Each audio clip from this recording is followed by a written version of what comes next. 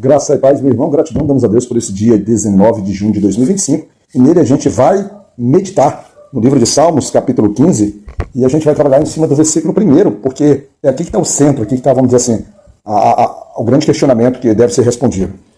Nesse versículo 1 ele diz assim: ó Deus eterno, quem tem direito de morar no teu templo? Quem pode ver no teu santo monte? O salmista ele faz uma pergunta muito interessante, porque o salmista, nesse caso aqui, também atribuído ao Salmo de Davi, a gente tem tentado evitar fazer as referências históricas, ou as referências de contextos culturais, ou, vamos dizer assim, aquilo que não se estabelece, que carece mais de um estudo de pesquisa para que a gente possa chegar ao resultado, do que efetivamente do que a gente lê propriamente na Bíblia. Então, nestes salmos, o salmista que descreve uma relação de alguém que já está tendo uma relação de intimidade com Deus, mas ainda assim, com uma abertura também para que uma pessoa que ainda não conhece Deus, ele se questiona: quem poderá morar no teu templo? Ou seja, quem poderá dizer assim: eu tenho o direito de morar no teu templo? E o interessante é que as respostas que são dadas aqui pelo salmista, ele envolvem muitos aspectos. Ele envolve aspectos, na verdade, comportamentais. Aspectos que a gente poderia se dizer no campo da ética e não exatamente da espiritualidade. Mas o detalhe da questão, por que envolve a espiritualidade? Envolve a espiritualidade porque a gente precisa entender que isso aqui é uma construção de uma vida de santidade, já que, em muitos dos casos, ou dentro de uma realidade, nós estamos atribuindo um aspecto perguntando para pessoas que já estão vivendo na presença do Senhor. E aí, ele está vamos dizer assim, numa confirmação de comportamento. Como, por exemplo, há pessoas que se convertem e que levam um longo tempo da sua vida para poder se batizar. Por exemplo, específico disso. Por que elas levam um grande tempo da sua vida? É porque por diversas vezes no coração dela, ela tem uma inquietude, ou ela tem uma incerteza se ela vai ter a capacidade de continuar a sua caminhada cristã, a sua vivência cristã. E isso faz com que ela primeiro queira se purificar, primeiro queira ter uma certeza, uma confiança nela própria, no comportamento dela, nas ações dela, para que ela possa manifestar para os outros, para a sociedade, que ela de fato hoje defende a palavra de Deus. Hoje ela é uma serva que optou por entregar a sua vida a Deus. Ela já fez isso na sua conversão. Mas tem pessoas que fazem sua conversão desprezando princípios básicos de uma conversão, que é com tua boca confessar diante dos homens, né, que o Senhor é teu Deus, ou seja, entregando a tua vida a Ele. Às vezes elas fazem umas conversões, umas confissões de forma muito individualizada, muito restrita a ela. Ou seja, ela fala dela com o próprio Deus. E ela começa a viver a caminhada cristã, mas de fato ninguém nunca viu ela professar e dizer assim: olha, eu aceito o Senhor Jesus Cristo como meu Senhor e Salvador. E é um dos aspectos que a Bíblia traz de uma conversão. Então, quando ela fez isso, o batismo ele tem a possibilidade, e ainda assim há pessoas que negam essa necessidade. Então o batismo ele abre essa porta para que ele comece a externar publicamente que ele está vivendo uma vida para o Senhor. Então as características que são elencadas nesses salmos são características que a gente pode ver como integridade, como justiça, como pessoas que falam a verdade do seu coração, pessoas que utilizam a sua boca para profetizar bênçãos e não maldições e não calúnia contra outras pessoas. Ou seja, alguém que não busca fazer mal ao seu próximo, mas que coloca o seu coração intimamente em coração de solidariedade, de humildade.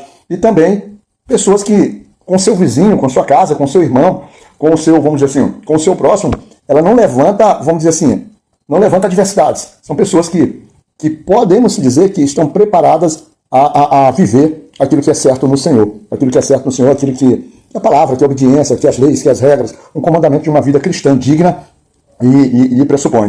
Observe-se que a ideia é aqui, com que a pessoa ela comece a se livrar efetivamente dos seus vícios, das suas mazelas, das suas inconsequências, das suas inconstâncias, das suas implenitudes, e passa a viver uma vida, vamos dizer assim, de uma forma mais abençoadora, mais certa e reta. No versículo 2, por exemplo, ele diz assim: só tem esse direito aquele que vive uma vida correta, que faz o que é certo e é sincero e é verdadeiro no que diz. Mas observa só, é sempre bom a gente ter muito cuidado com essas expressões, quando diz assim, fala o que é certo e é verdadeiro no que diz. Porque existem pessoas que, mesmo dizendo a verdade, têm umas línguas afiadíssimas, são línguas que cortam, que machucam, que destroem relacionamentos.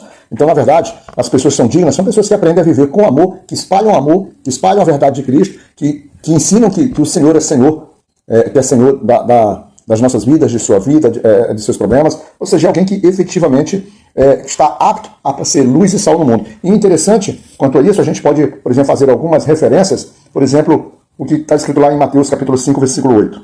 Nesse versículo, que é considerado parte do Sermão do Monte, está escrito assim: felizes os que têm um coração puro, pois eles verão a Deus. Na verdade, todo o sermão, ele te conduz a uma vida de santidade, a uma vida não de direito para que você viva na casa do Senhor por isso, mas quando você passa a ter temor, e quando você passa a ter respeito, você passa a ter sinceridade pela palavra do Senhor, ou seja, por aquilo que ele te ensina, por aquilo que ele te encaminha, é natural. É claro que você passa, como filho de Deus, a passar a ter o direito de viver na casa do teu Pai. E a gente está falando da casa do Pai, o templo onde são levados os louvores, onde são levadas as adorações. É evidente que isso está muito ligado aqui ao templo de Jerusalém, ou ao templo de Jerusalém, que era a casa da oração, a casa do Senhor, a casa do tesouro, a casa, por exemplo, que Deus diz que ali o seu espírito ou a sua glória encheria aquele lugar, como assim encheu desde a sua inauguração feita por Salomão.